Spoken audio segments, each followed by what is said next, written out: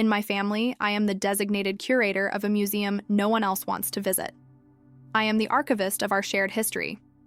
My apartment is the unofficial family library, filled with carefully labeled boxes of photos, digitized home movies from the 90s, and the sound of my grandmother's voice, which I painstakingly recorded telling stories of her childhood.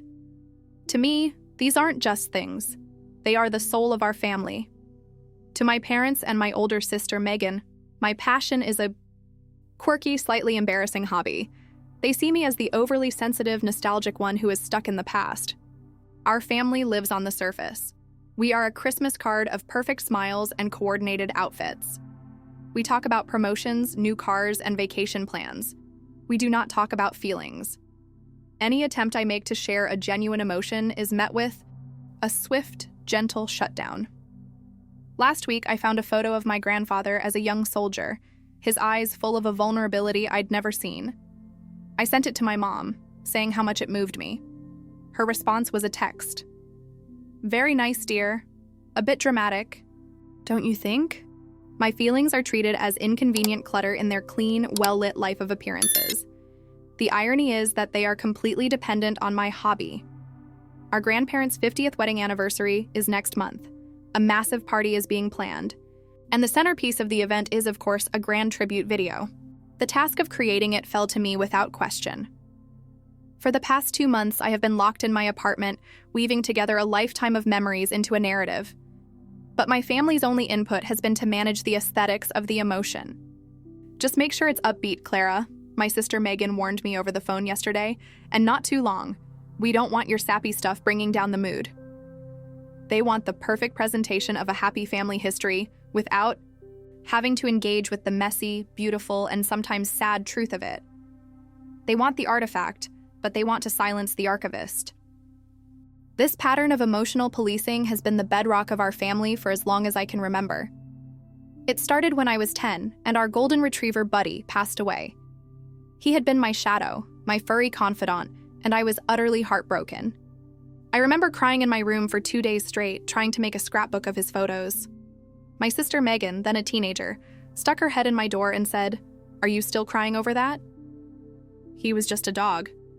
It's embarrassing. My father's approach was to offer a brisk solution. "All right, that's enough of this moping," he said. "We'll go to the pet store and get you a new one this weekend."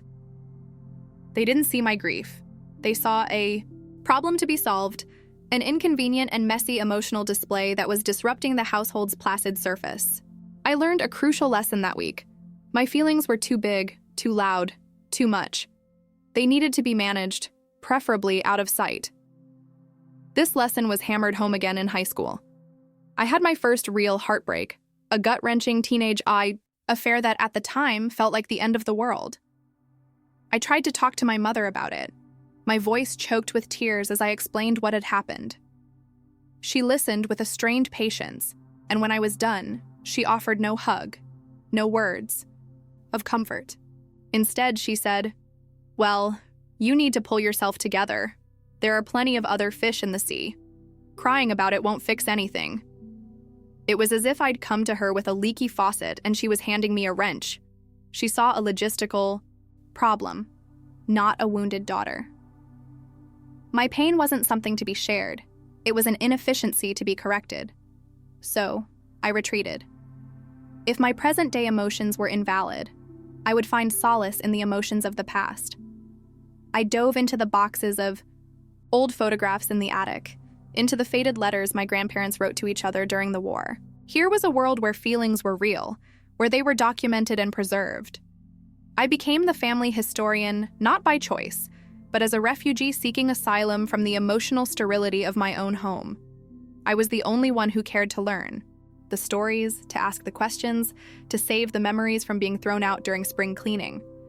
My hobby was the direct result of their invalidation.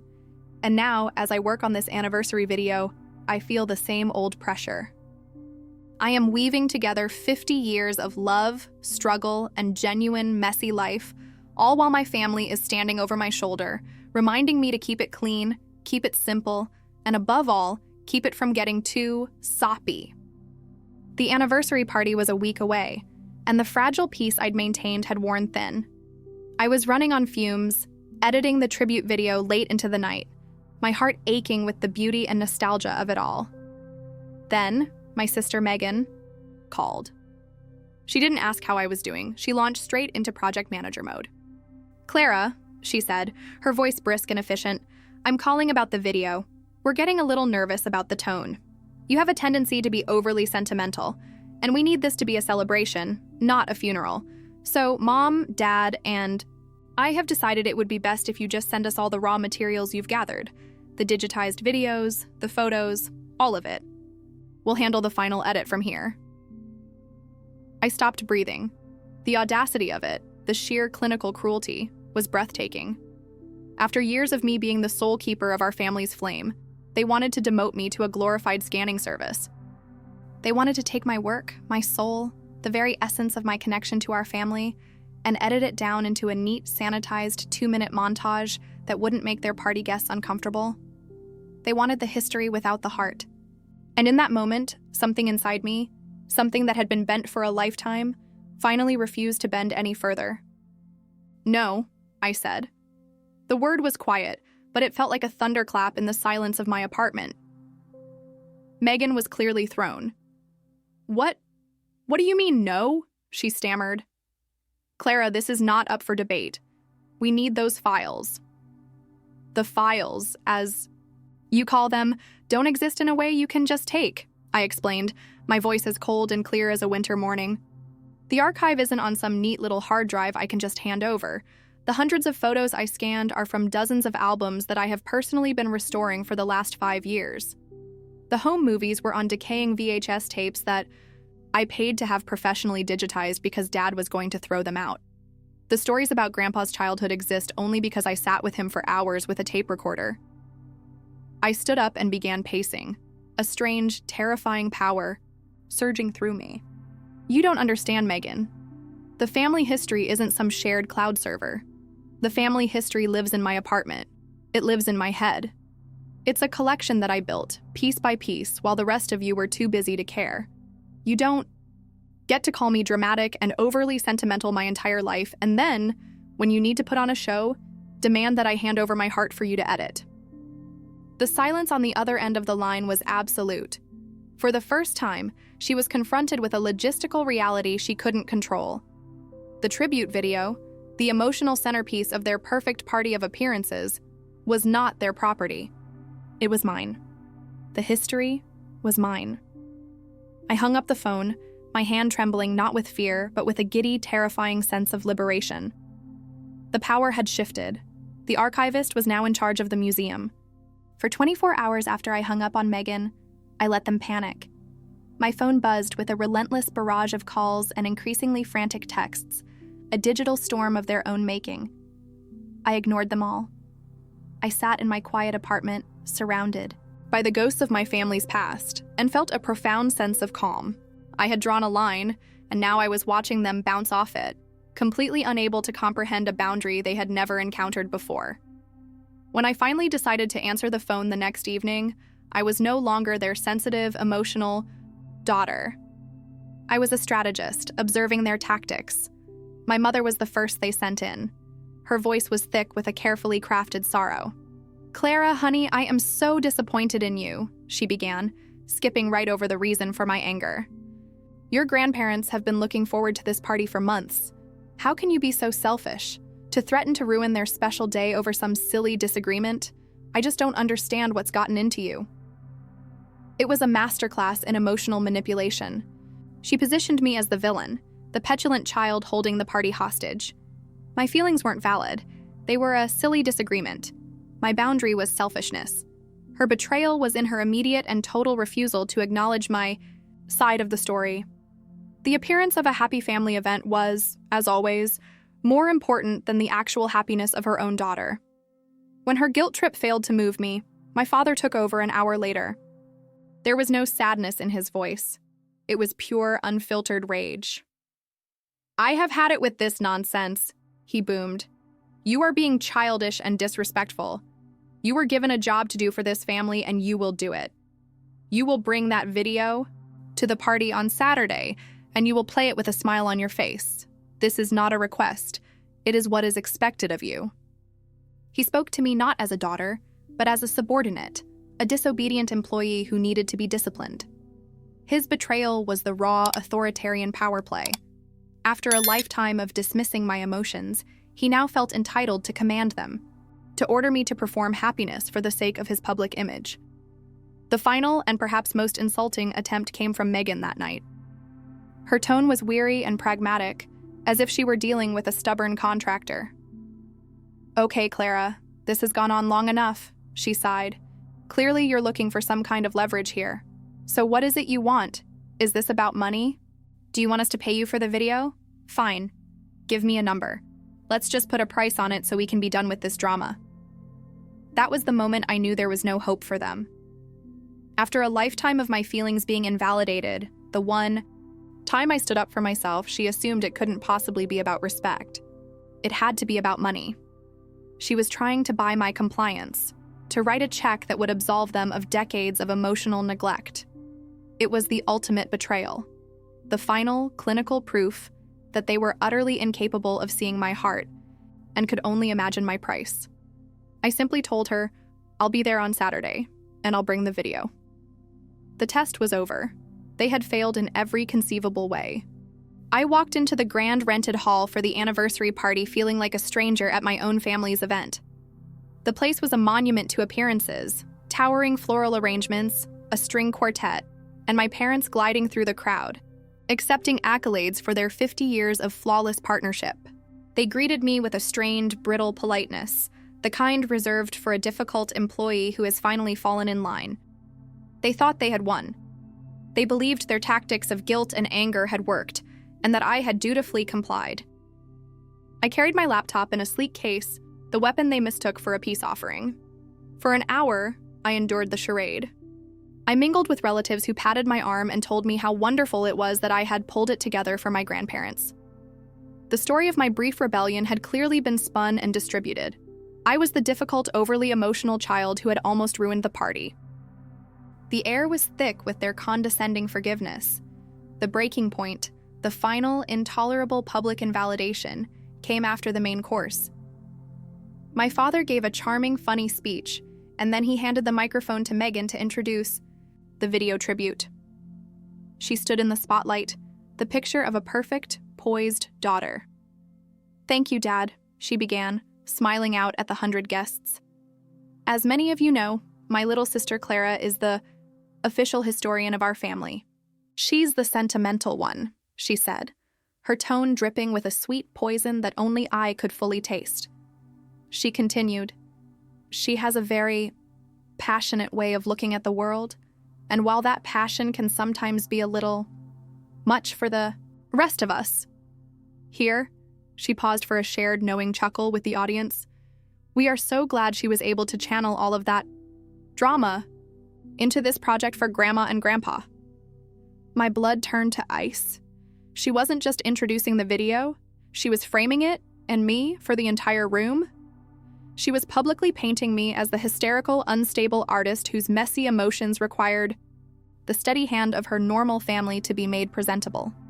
"So," Megan concluded, her smile tightening, "after a little family teamwork to make sure it was just right for tonight, we are so proud to present Clara's tribute." She turned and gestured to me, where I stood by the projector. In front of 100 pairs of eyes, she had reduced my love, my work, and my very soul to a manageable project born of drama. It was the most profound and public dismissal of my life. I looked back at her, my face a mask of calm. I gave her a small, serene nod. I placed my laptop on the podium and connected the cable. They had just given their version of the story. Now, I would present mine. I gave a small, polite nod as Megan finished her speech, my face a perfect mask of neutrality.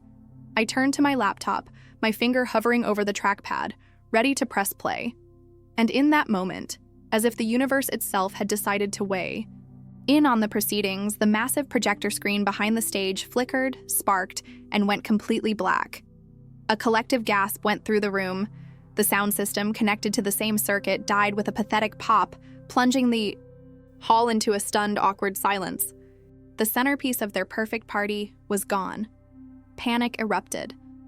I watched as my sister, the flawless project manager, rushed to the venue staff, her voice a high-pitched hiss of fury.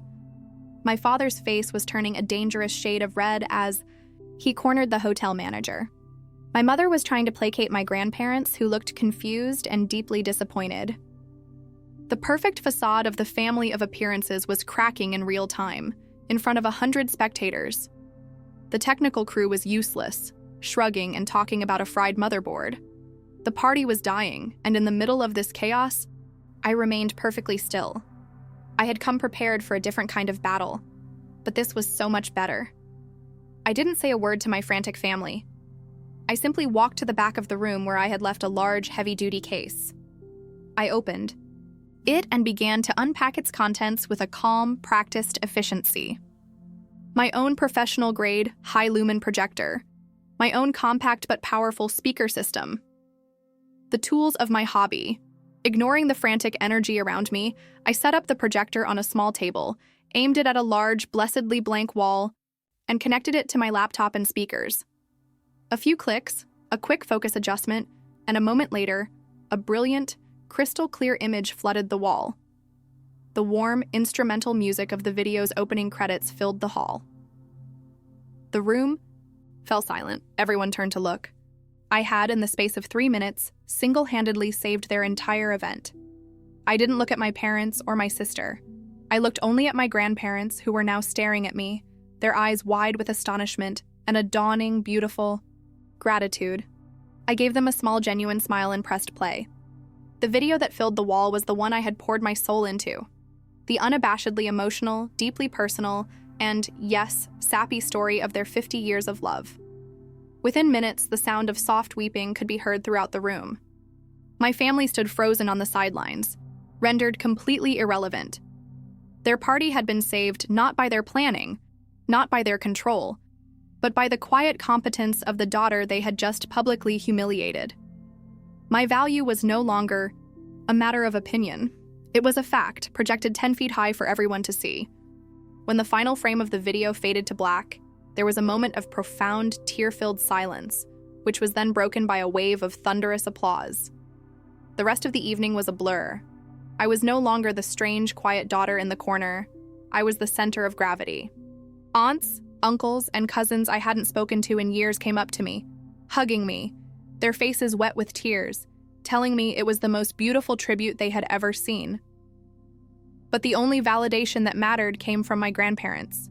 They held my hands in theirs, their eyes shining with a love and understanding that I had spent my entire life craving. "You have given us the greatest gift of our lives," my grandmother whispered. "You have our history in your heart, Clara. You are the keeper of our story." Across the room, I saw my parents and my sister trapped. They were forced to stand there and smile, accepting compliments on my behalf, watching as I was showered with the genuine, heartfelt praise they had always withheld. They had planned a perfect party to showcase their perfect family, and in the end, they had been upstaged by the one element they could not control: genuine emotion. In the months since the party, the tectonic plates of our family have permanently shifted. I am no longer the dramatic one.